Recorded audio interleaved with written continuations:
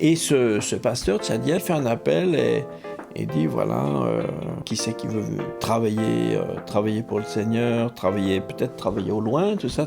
Et instantanément, dès qu'il a posé la question, ouais, j'étais debout, il faut qu'on soit sérieux avec ça. Il y a un moment, il va falloir quand même qu'on se mette à former des gens, à faire de la formation, faire des écoles bibliques. Et là, tout d'un coup, tac, j'ai commencé à voir ce qu'on voulait faire.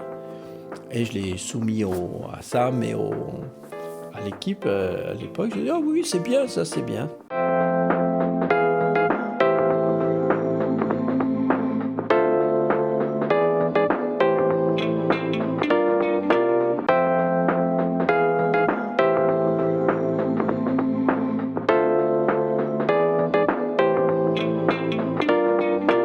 D'accord. Et donc du coup, évidemment, ce temps de formation, comme j'entendais un pasteur il y a pas longtemps qui disait, les formations, ça sert après pour rentrer dans le travail. Et donc après, toi, tu pars en Afrique, au Tchad. Oui. Encore une fois, comme je reprends tes paroles, il faut être sûr du plan de Dieu. Comment tu peux être sûr à ce moment-là de dire, bon bah écoute Brigitte, les enfants, on va en Afrique. Alors, pas pour les vacances. Pas pour les vacances. Ouais. Alors là où on allait, c'était pas vraiment la destination pour les vacances, de toute façon. Mais ça s'est fait aussi en plusieurs fois. Et quand on était encore à Bourgoin, une fois on avait fait avec une autre église, on avait faire un week-end avec une autre église, bon, et puis il y avait un missionnaire qui était de passage ici en France à ce moment-là, et M. Burkhardt, et qui voyageait avec un pasteur du Tchad, qui faisait qui faisait un séjour en France, je sais pas bien quoi. Bref, donc et on a fait une réunion là, et ce pasteur tchadien donc a relaté un peu son témoignage, et c'était très émouvant, très percutant. Et puis la situation dans le pays, tout ça, et à la fin il fait un appel et dit voilà, qui c'est qui veut travailler pour le Seigneur, peut-être travailler au loin, tout ça. Et instantanément, dès qu'il a posé la question, ouais, j'étais debout, je dis oui, moi je veux. Mais et Brigitte? Alors du coup, elle m'a vu me lever, du coup elle s'est levée. Voilà. Tout ça. Non, mais après on était. Donc ça nous est resté comme ça, et puis il s'est passé un peu du temps. Et alors après, il s'est trouvé que ce vieux missionnaire, M. Burkhardt, comme il se voyait vieillir, à un moment, il a eu un petit peu peur, il s'est dit, il faut que je prépare la relève. Et il a eu, lui, la conviction que c'était Pierre Truchel qui devait reprendre la direction de la mission dont il s'occupait. Donc Pierre Truchel a commencé à manager ce travail, et donc quelques-uns, on nous envoyait de temps en temps faire de l'enseignement. À cette époque-là, c'était au Centrafrique et au Tchad. D'accord. Donc je suis allé quelques fois, j'allais pour 2, 3, des fois jusqu'à 4 semaines.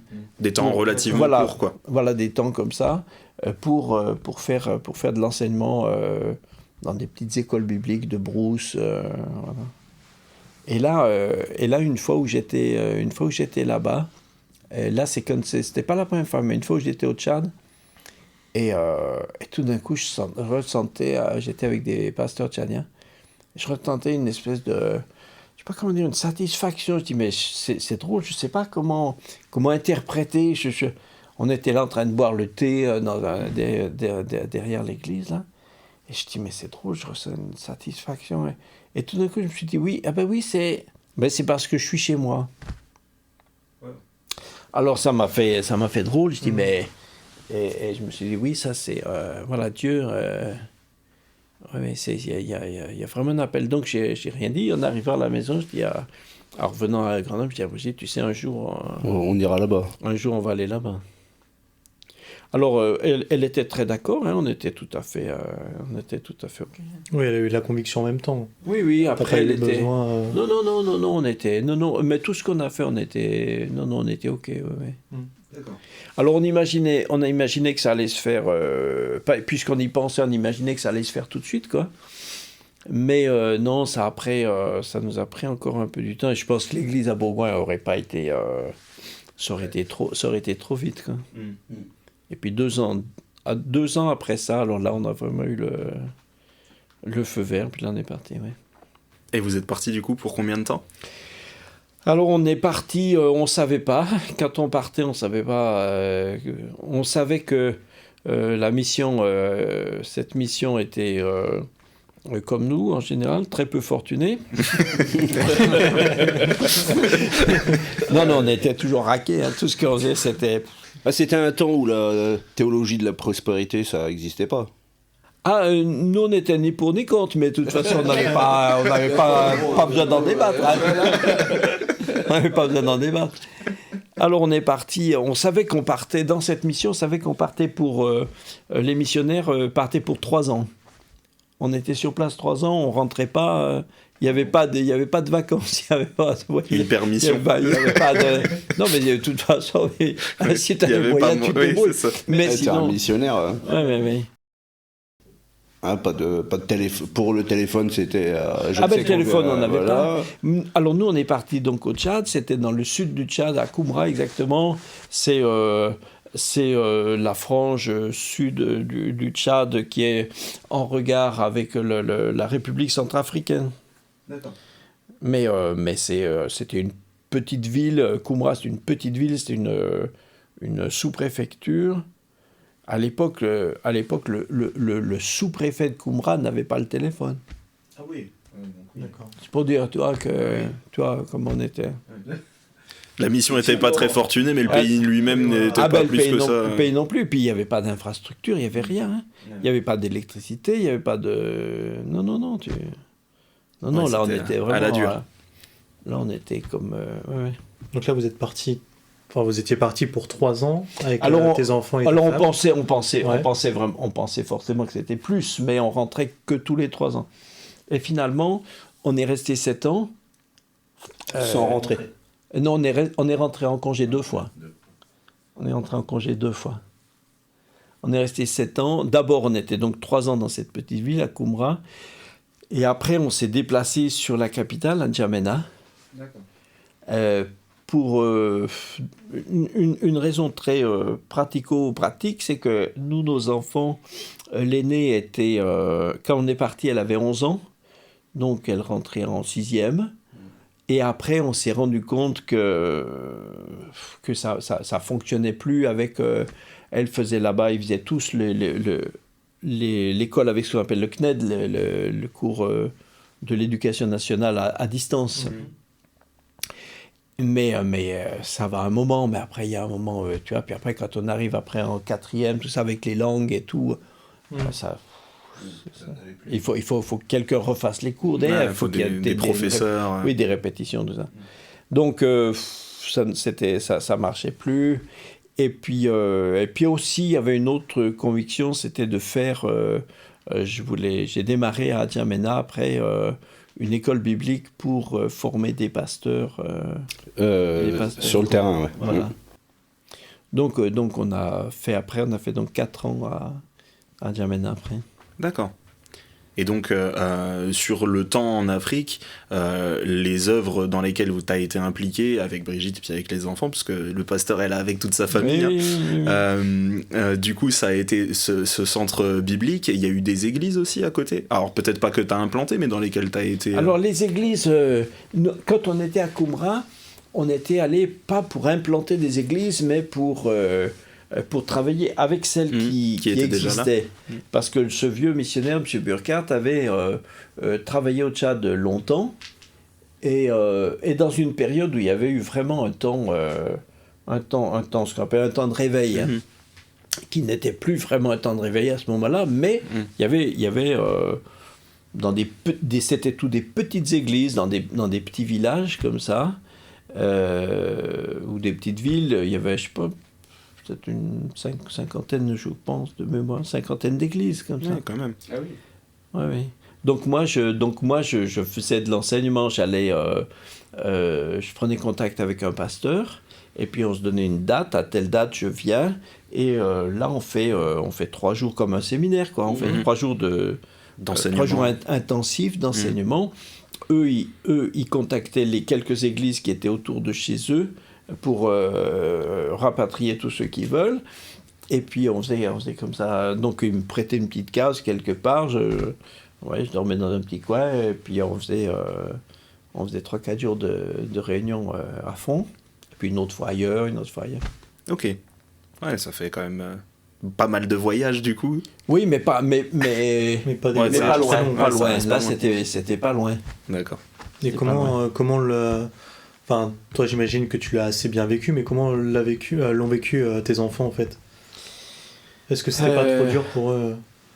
Bon, c'était un peu... Ils sont pas dans la même démarche que vous. Non, il y a eu... Heureusement que là où on était à Coumras, c'était... Alors nous, on louait une petite maison qui était dans le quartier, à côté du marché. Mais tout près, il y avait un orphelinat qui était vraiment un grand orphelinat. Et avec... on était devenus très amis avec les responsables. Ce qui fait qu'on s'est pas retrouvés tout seul, vraiment tout seul, largué au milieu de rien, quoi. Donc ça nous donnait une sorte de un contact avec une communauté, et pour les enfants c'était précieux aussi, quoi. Oui, ça fait aussi des copains, des gens Oui, avec oui. qui jouer, machin. Puis ils avaient aussi des enfants qui étaient un peu dans les mêmes tranches d'âge Oui. que nous. Donc ça a aidé aussi. Mes filles se sont aussi impliquées dans le travail des services auprès des orphelins, tout ça. Ah, c'est bien ça. Ouais. Et le petit, alors le petit dernier, lui, il avait des copains, plus des copains du quartier, quoi. Et lui, rapidement, il parlait le Sahara, la langue locale, il parlait le Sahara. Il est arrivé à quel âge du coup, lui, au Tchad? 4 ans. Oui, donc ouais, forcément, t'es 4 ans, immergé tout le temps. Il allait très vite. Hein. Ah, c'était frustrant pour moi. Nous, on avait une peine à... C'est lui qui faisait la traduction après. Oui, des fois, Brigitte, elle voulait acheter des trucs ou quoi, elle lui demandait, tu vois. Alors, des fois, elle lui disait, comment on dit ça? Alors, il lui disait, elle répétait, il la regardait, il disait, mais non, c'est pas comme ça. Parce que c'était une langue, c'était très frustrant. Hein. C'était une langue à, ce qu'on appelle une langue à tonalité. C'est-à-dire que chaque le ton change le mot, quoi. Oui. Si tu dis bas ou bas, c'est 2 mots différents qui n'ont absolument rien à voir entre eux. Il y a 3 tons comme ça. D'accord, ouais. Haut, moyen et bas. Et donc quand on l'écoute comme ça, on a l'impression que tout se ressemble. Et quand tu veux dire quelque chose, hein, il y a toujours un des mots que tu prononces mal. T'as pas mis l'accent au bon endroit, les gens te regardent avec des yeux comme ça, parce que t'as dit un truc surréaliste. Tu l'as insulté d'un coup, tu t'en rends pas compte. Exactement, un truc surréaliste improbable. Une fois, j'ai dit, parce que là-bas, traditionnellement, ils mangeaient, les hommes mangent d'un côté, les femmes de l'autre. Alors une fois, on allait manger avec eux. Et puis, donc en Sahara, j'ai dit que ma femme reste avec moi, elle est avec moi, elle reste avec moi. Et je l'ai dit en Sahara. Alors, je me rappelle encore, mais comment? Mais comment, c'est avec moi. Mais comment ou comment, c'est une sorcière. La traduction, Alors, évidemment, je me suis gouré. Alors j'ai dit non, ma femme est une sorcière. Il m'a regardé. Oh non, après ça m'avait... C'était difficile. Ah ouais, pour un pasteur, en plus, c'est dommage. Oui. Non, ça faisait des hommes. Non, ça, tout à fait. C'est horrible, c'était difficile. Et du coup, la mission, j'imagine, du coup, avance, ça a dû porter du fruit aussi. Oui, alors on avait et la première année, j'étais aussi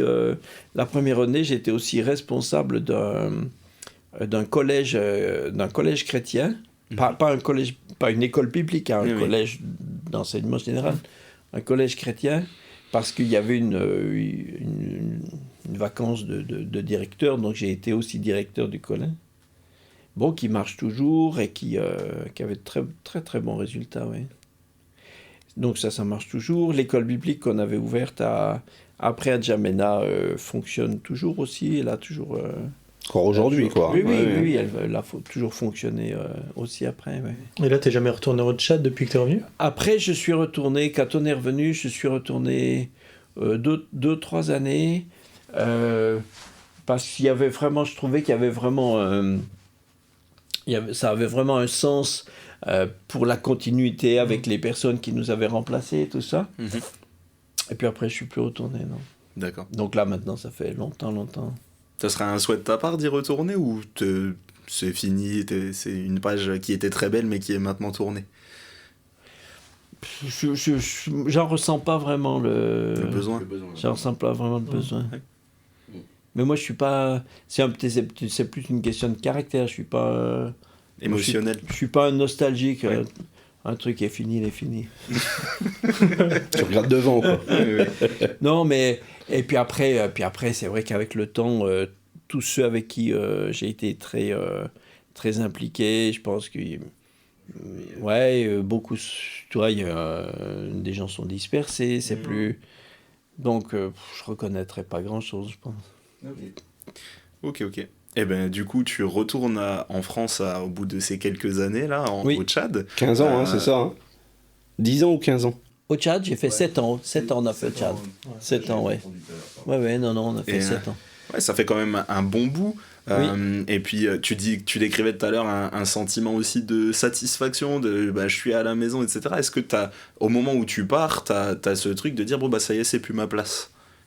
Oui, alors on est rentré, c'est pareil, on est aussi rentré pour des raisons un peu pareil, un petit peu à la fois une conviction spirituelle et puis des raisons pratico-pratiques. Notre fille aînée, à la fin, venait d'avoir le bac là-bas, puisque quand on était à N'Djamena, il y avait un lycée français. D'accord, ouais. Donc tous nos enfants étaient à un lycée qui faisait depuis la maternelle jusqu'au bac, quoi. Donc tous nos enfants étaient là. Donc là maintenant ils étaient mieux, quoi. Et donc l'aîné a eu le bac là-bas. Et après on fait quoi? On fait quoi? Elle avait 17 ans. On fait quoi? Sur place, il y a absolument pas du tout de possibilité de continuer quelque chose. Donc l'autre solution, comme certaines familles missionnaires ont souvent fait, c'est que les enfants rentrent au pays, et puis ils sont chez un tonton, chez le grand-père, enfin je sais pas, etc. Mais nous, mes parents étaient déjà un peu âgés et ils se voyaient pas dans ce rôle-là. Puis 17-18 ans, c'est jeune aussi quand même. Oui, c'est sûr. Donc on voyait pas bien comment faire. Et puis si on avait fait ça, on savait qu'on reculait que pour une fois, parce que sa sœur derrière avait le bac l'année d'après aussi. Donc après, l'année suivante, c'était pour deux. Deux fois la même question. Et on avait aussi le sentiment d'avoir d'une page, d'un chapitre qui était pour nous, qui était clos, quoi. D'accord. Et la personne qu'on avait sollicitée pour l'école biblique était OK. Ils ont déménagé, ils sont venus s'installer aussi, ils ont pris la suite. Donc voilà, c'était bouclé, on est rentré. D'accord. Ouais, donc c'est une conduite de Dieu, mais en même temps, des fois, la conduite de Dieu, c'est aussi juste la vie elle-même, quoi. Oui, ça, il faut en tenir compte des saisons. De tout. Ouais. D'accord. Et donc tu rentres, alors, j'imagine que tu vas visiter Bourgoin un petit peu. Oui, alors après, bien sûr, on est allé... j'ai un petit peu revisité des églises. On a repris contact avec les gens qu'on avait un peu perdus pendant ces années-là. Et en fait, on s'est réinstallé, non pas à Bourgoin, mais sur Grenoble. une autre église qui avait été ouverte par Pierre Truchel, mais dans la banlieue de Grenoble, à Ibens. Donc on a fait quelques années là, où j'étais à la fois, je travaillais un peu avec cette église, et un peu aussi circulant dans des églises, faisant un peu de formation, quoi. Et du coup, il y a cette fibre d'enseignant qui s'est vraiment affinée au fur et à mesure du temps. Oui. Et c'est aussi pour ça, du coup, que tu es sollicité par diverses églises, et notamment, du coup, l'église de Mulhouse, vers laquelle après tu vas t'engager et complètement rentrer dans l'équipe pastorale là-bas. Comment ça s'est passé, du coup, de passer de Grenoble à l'église de Mulhouse en Alsace? Alors, c'est sûr que ça s'est passé... c'est vrai que pour moi, à Bourgoin, j'étais vraiment pasteur, au sens du travail pastoral, suivre des gens et tout ça. Et quand j'étais au Tchad, en fait, j'étais pas il y a toujours un côté pastoral parce qu'on a des entretiens avec les gens, on conseille des gens, des personnes, etc. Mais j'étais extérieur, en fait, dans mon travail. J'étais extérieur aux églises locales, puisque je circulais. Donc, c'était un peu différent. Donc, plus enseignant. Donc, et c'est pour ça que avec le temps, ça s'est un peu précisé comme ça. Et puis, le Seigneur des fois utilise des trucs. Et quand on est rentré à Grenoble, la première année à Grenoble, il y avait une grande convention pastorale qui regroupait, je sais pas, souvent 500 pasteurs comme ça.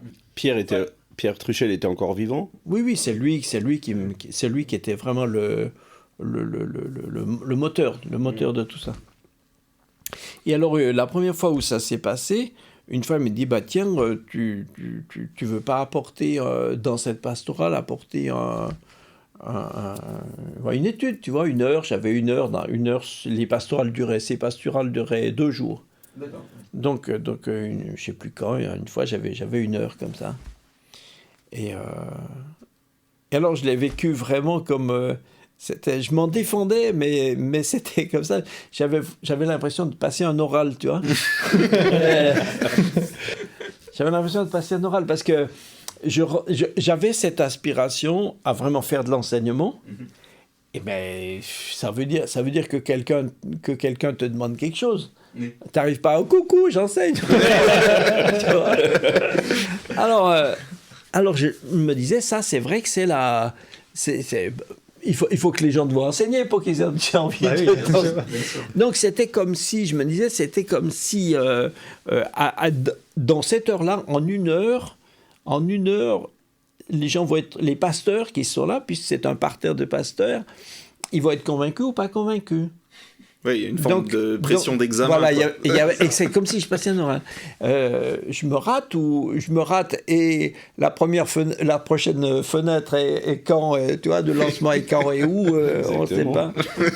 Et en même temps, je voulais pas être là-dedans. J'ai dit, mais non, si je prêche, je veux pas prêcher pour quelque chose, je veux prêcher ce que Dieu me met à cœur et parler à ces gens de ce qu'il me dit.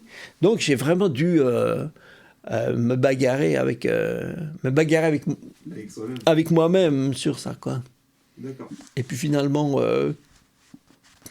ça c'était voilà, le Seigneur a permis que ça s'est bien passé. Et donc tout d'un coup, une bonne note. Et donc tout d'un coup, j'ai eu le sentiment d'avoir eu une bonne note. Et c'est là qu'après j'ai rencontré donc Samuel Peter Schmidt, et on a commencé à tisser un peu des liens, et quelquefois il m'avait des fois invité à venir à Mulhouse pour faire un week-end, pour faire une fois un séminaire avec des jeunes, une autre fois la semaine de jeûne et prière, des choses comme ça. Donc de loin en loin, on se voyait, on était assez copains. Bon, il est facile à fréquenter. Oui. Mais on était bien copains, quoi. Et moi, je militais, à l'époque, je militais souvent en disant, parce que de loin en loin, j'avais aussi la parole dans ces grandes pastorales.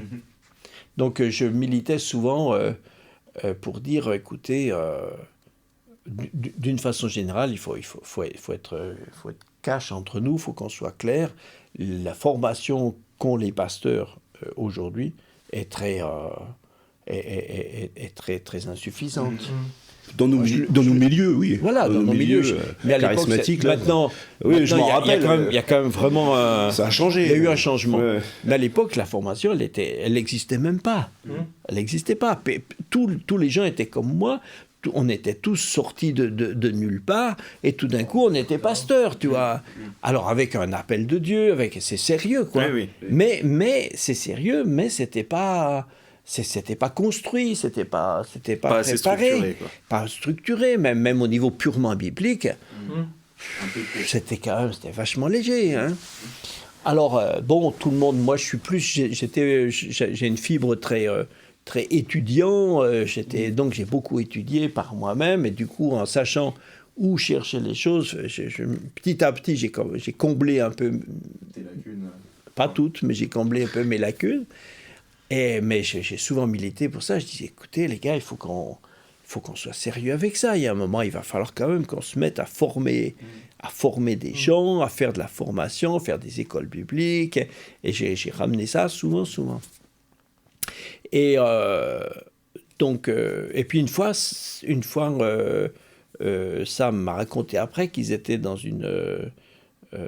il avait cette conviction que eux, à Mulhouse, devaient ouvrir une structure, faire quelque chose comme ça.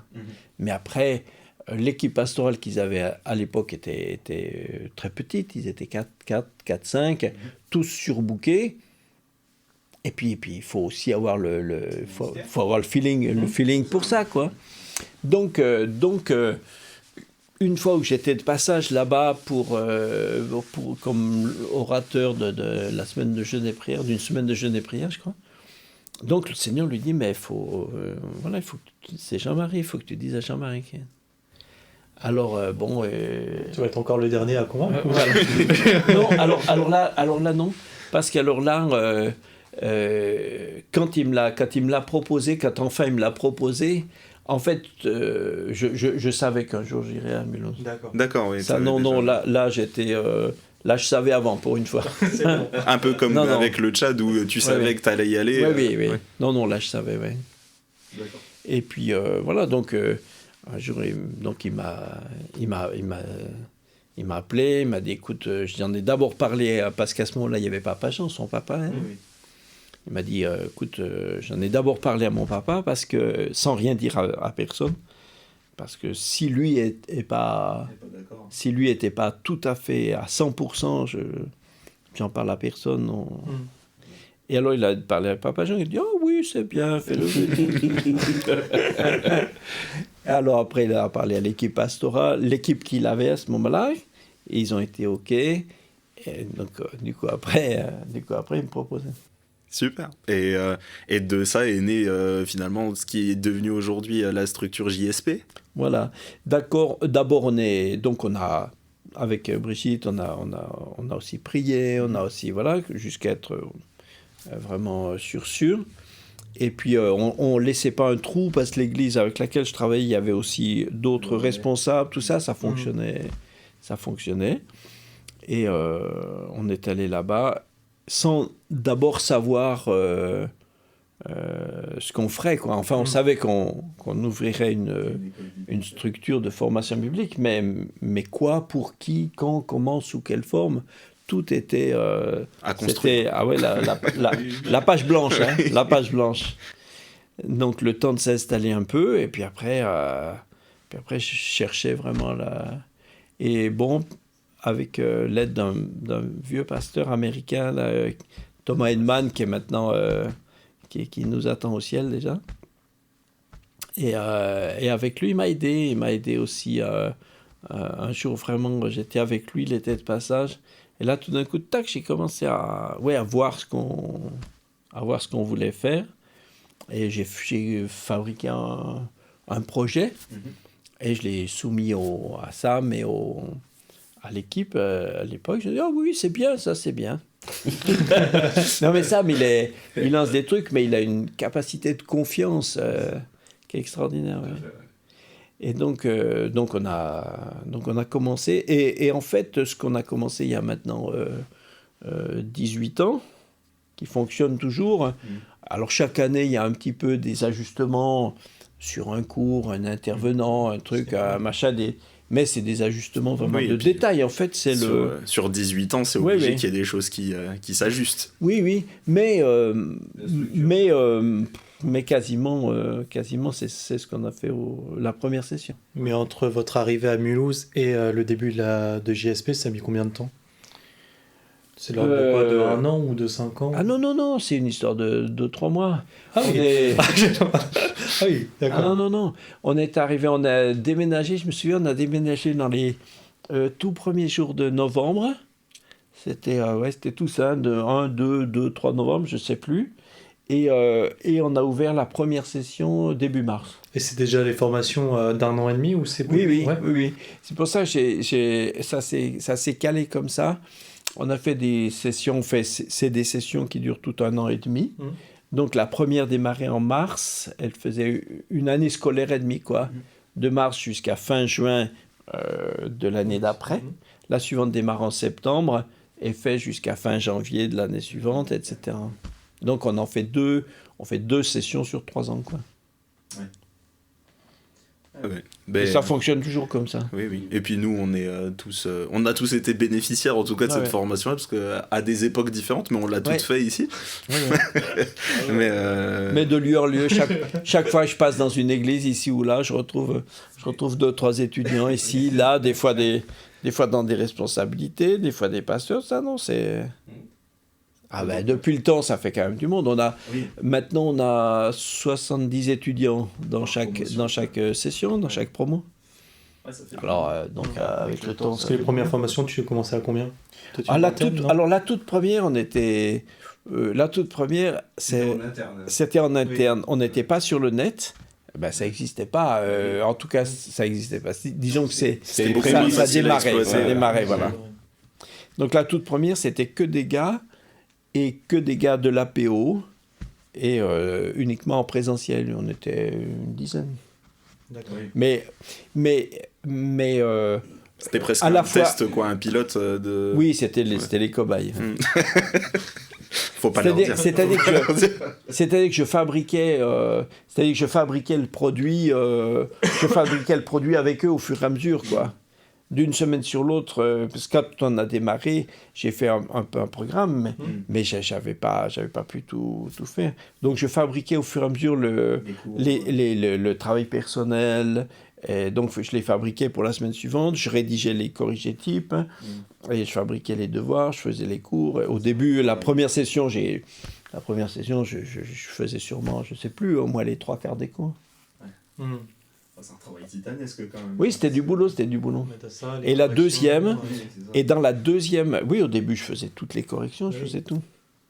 Et dès la deuxième, on est passé sur le net, donc avec des étudiants, un peu partout, des étudiants sur le net. Oui. À l'époque, ils pouvaient poser leurs questions que par écrit. Parce qu'on n'avait pas les moyens techniques. Donc, ils pouvaient poser des questions. Ils pouvaient vraiment poser des questions sur un chat. Oui. Donc, j'avais le technicien qui me disait, tiens, il y a un tel qui demande, il me lisait la question. C'est resté comme ça assez longtemps, parce que moi, je l'ai fait... C'est encore comme ça, là. Non, ça a un peu changé, je crois. Ah ouais. Alors maintenant, on a les deux. Les étudiants peuvent poser des questions par écrit, mais quelquefois, c'est bien plus efficace. On leur passe la parole et ils peuvent poser la question oralement. Parce que des fois, il y a des questions qui sont difficiles à rendre claires par écrit. Ou alors il faut longtemps. Oui, après, quand la question fait un pavé énorme... Mais oui, mais... En tout cas, ça a béni et ça a apporté du fruit, donc c'était vraiment voulu de Dieu. Et à ce moment-là, du coup, toi, tu es à la formation qui s'est lancée, etc., mais en même temps, tu intègres l'équipe pastorale de Mulhouse. Oui. Comment ça se passe, du coup, de travailler en équipe comme ça Oui, alors en fait, j'avais deux mon travail avait deux aspects, quoi. J'étais la moitié, enfin, c'était pas coupé comme ça, mais en gros, disons, il y avait une grosse partie pour cette formation biblique, qui s'appelle maintenant JSP, mais qui s'appelait pas comme ça au début. Et puis une autre partie qui était le travail pastoral dans l'église, avec les autres pasteurs, voilà, la prédication, l'enseignement, les visites des personnes, le suivi des groupes de maison, enfin le travail pastoral, quoi. Donc j'avais les deux casquettes. Deux parties comme ça. Mais tu vois, la parole du départ, tu serviras l'Éternel, jusqu'à aujourd'hui, toutes les saisons ont changé. Oui. Ça a été des choses différentes, bien sûr, avec une fibre un peu, on va dire une ligne continue sur de l'enseignement quand même. Mais au bout du compte, aujourd'hui, tu es toujours dans l'équipe pastorale, bien évidemment, mais du coup, la saison change, tu es un peu plus itinérant. On voit que tu bouges pas mal, hein. J'ai l'impression que la retraite, pour les pasteurs, c'est là-haut, quoi. Hein. Ben, la Bible dit pas de repos pour le méchant. Hein. Donc, je dis, bon, je sais pas si ça me concerne. Mais ouais, bon, après, moi, j'ai pas fait ce travail pendant toute ma vie parce que c'était un travail et parce que j'étais rémunéré pour ça. J'ai fait ce travail parce que j'aime servir le Seigneur. Donc même si aujourd'hui je suis à la retraite, ça ne change rien. Je continue d'avoir toujours envie de servir le Seigneur. Et c'est une retraite sur le papier, oui. Quoi. Alors pas tout à fait quand même. Non, j'ai quand même... par exemple, à Mulhouse, dans l'église, par rapport à l'église locale, tout ce qui était responsabilité dans l'église même, ça j'ai arrêté. Sauf avec la formation biblique JSP, parce que mon remplaçant qui est acté, là, qui doit venir, ne pouvait pas venir tout de suite, donc ça a pris un peu du temps. Donc je suis encore un peu dedans. Mais une fois qu'il est sur Mulhouse et puis qu'il peut vraiment prendre les choses en main, alors après je laisse. Non, je m'occupe plus des groupes de maison, voilà. Maintenant, je suis toujours dans le roulement de la prédication et tout ça. Et c'est ce qui permet de te déplacer aussi plus facilement. Oui, du coup, par rapport à l'église, je suis plus libre. Hein. Tandis qu'avant, le deal qu'on avait avec l'équipe pastorale, c'est que ça, mais il avait très très raison. Il dit, attendez les gars, notre travail, c'est notre église, hein. Donc il faut qu'on fasse attention. Bien sûr, c'est des fois attractif d'aller donner un coup de main ici, là, et tout ça, mais il faut que ça soit coordonné. Donc il faut qu'on se coordonne. Donc quand un pasteur de la PO veut aller visiter, il est sollicité pour aller servir dans une autre église en week-end, le truc c'est que en réunion pastorale, on en parle et on propose. Et on regarde après sur les plannings. C'est faisable, pas faisable. Ah mais non, parce que là, cette date-là, il manque déjà un tel et un tel, on peut pas... Donc non, il faut trouver une autre, tout ça. Donc c'était le deal. Mais une fois que je suis arrivé à la retraite, j'ai dit, moi, écoutez les gars... C'est moi le patron. Je fais comme je veux. Donc maintenant, je peux voyager où je veux, quand je veux. Mais non, c'est pour rire, mais c'est vrai que c'est une autre saison. C'est une autre saison, ouais. Ok. Mais j'aime bien ça, moi j'aime bien. Et puis après, il y a aussi des choses qui changent avec l'âge. Ouais. J'aime bien, quand je vais dans une église, souvent, j'aime bien prendre du temps avec le pasteur, prendre du temps avec l'équipe pastorale, passer du temps spécialement avec les responsables. C'est aussi à la fois une espèce de crédit que me donne aussi un peu mon grand âge et l'expérience. Et puis, c'est une forme, une forme un peu différente de travail. Ok. Ben, moi, je pense que j'ai plus de questions. Bah là, on est arrivé à, sans méchanceté, à la fin de ta vie. Je sais pas. Amen. On va dire dans la dernière saison, quoi. Voilà. Mais une dernière qui... Voilà, qui peut durer.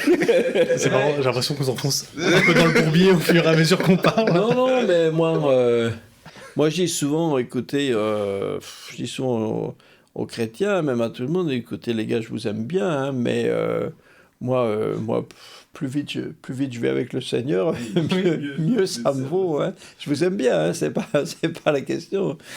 Mais quand on pense comment c'est dans la présence de Dieu, ce qu'est le ciel et tout ça, c'est ce que Paul disait. Il dit, pour moi mourir c'est un gain. Alors, tant qu'on est là, oui, on est là pour servir. Je suis content de servir. Mais j'espère pas. Ma maman est décédée le mois dernier. Elle avait 104 ans. Alors, des fois, les gens me disent « Ah oui, mais ça, c'est génétique, tu vois, ça va te faire pareil. » Je refuse ce programme. Je rejette ces paroles. Exactement. Mais qu'est-ce que j'ai fait et pourquoi moi? Non, pourquoi je suis puni? Non, mais... Et puis, ça, c'est des fausses questions. C'est le Seigneur qui conduit ça.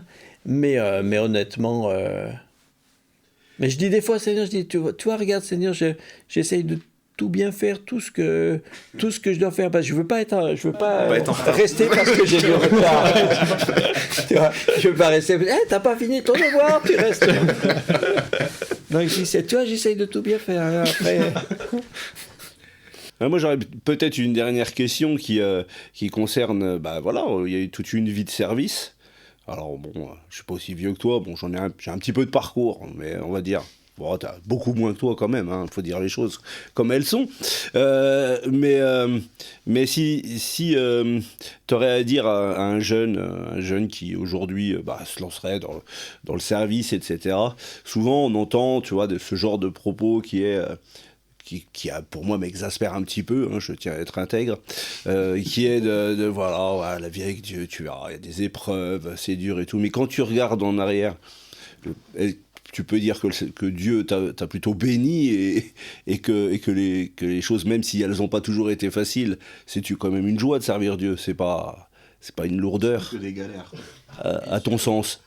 Ah mais moi je suis très très je suis très content d'avoir que par la grâce de Dieu, c'est une grâce imméritée, merci Seigneur, mais je suis très content d'avoir pu entendre l'appel de Dieu, recevoir ce qu'on a, et vraiment on a été avec Brigitte, et nos enfants, on a été vraiment bénis. Moi j'ai vu combien Dieu est fidèle, il nous a...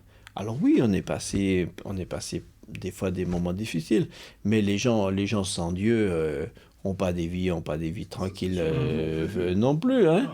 Donc chez tout le monde, il y a des fois des coups durs et tout ça, de santé, des difficultés de la vie. Donc on a aussi eu des périodes, mais même dans les périodes difficiles, on a toujours vraiment ressenti expérimenter même la présence de Dieu, la grâce de Dieu. Moi, en tout cas, je dis, il faut pas hésiter à être radical. Alors le mot est des fois c'est un peu difficile c'est un mot qui peut faire, voilà, qui peut faire un peu peur. Mais le problème, c'est que tous les mots équivalents ont tous... extrémiste, ça marche pas mal aussi. Extrémiste, ça marche pas. Intégriste, c'est pas bien non plus. Donc, on nous a volé tous nos mots. Alors, soyons modérés, alors. mais je dis, n'hésitez pas à marcher à fond avec le Seigneur. Ça veut pas dire de manière irréfléchie, ça veut pas dire de faire n'importe quoi et de prendre des fois ses désirs pour des réalités. Il faut faire réellement ce qu'on croit que Dieu nous a demandé de faire. Il faut pas foncer pour foncer, ça c'est juste de la bêtise. Mais en tout cas, suivre résolument ce que Dieu nous demande et marcher résolument dans les pas de Jésus qui est devant nous, on peut pas être déçu, on peut pas être, Dieu peut pas nous décevoir. Il faut pas avoir peur d'être, faut pas avoir peur de marcher par la foi, faut pas avoir peur de s'impliquer complètement, de s'impliquer à fond. Moi, je vois la vie. Des fois, je suis surpris. Je pense à certaines choses. Là, on repasse comme ça sur 50 ans en arrière.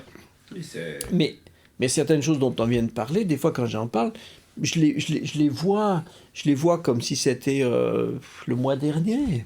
Ça fait 10 ans, 20 ans, 30 ans, 50 ans. J'ai l'impression que c'est tout près. Une vie, c'est rien du tout. Des fois, les gens disent « Oh, mais vous savez, on n'a qu'une vie. » Je dis « Heureusement. » C'est sûr qu'une vie de service, c'est bien rempli, ça. Bien sûr, heureusement. Après, on va au ciel. Amen. Mais il ne faut pas hésiter à être... On pourra pas, devant Dieu, on ne pourra pas regretter d'avoir tout misé dans le royaume de Dieu. C'est ce que Jésus a dit. Cherchez premièrement le royaume de Dieu et sa justice. Après, c'est le Seigneur qui met dans nos vies ce qui est bon pour nous. C'est bon pour nous. Non, il faut... On est optimiste. Ça vaut le coup. Ça vaut le coup de servir le Seigneur. Ça vaut le coup. Ça vaut le coup. On a vu des tas de bonnes choses. Et voilà, il y a des problèmes. Mais Jésus a pas traversé son ministère très confortablement non plus, même de façon sociale. Et il y a bien plus dans les évangiles, les dialogues qu'on a de Jésus, une grosse majorité sont des dialogues de conflit. Tout à fait. Bien plus qu'autre chose. Mais c'est pas pour ça que c'est pas une belle vie. C'est clair. Moi, je pense que c'est un bon mot pour terminer. Qu'est-ce que vous en pensez, les amis ? Bah moi j'ai une chose à dire, c'est qu'on a une belle salle de projection là, de vidéo là, je suis très content. Du coup on pourrait peut-être aller boire une petite coupette de champagne là, on va vous laisser. Hein. Ah oui, on inaugure, on dira les gens du champagne, on inaugure. Ah bon, voilà. Bon d'accord, c'est une conclusion spiritueuse. Spiritueuse, oui.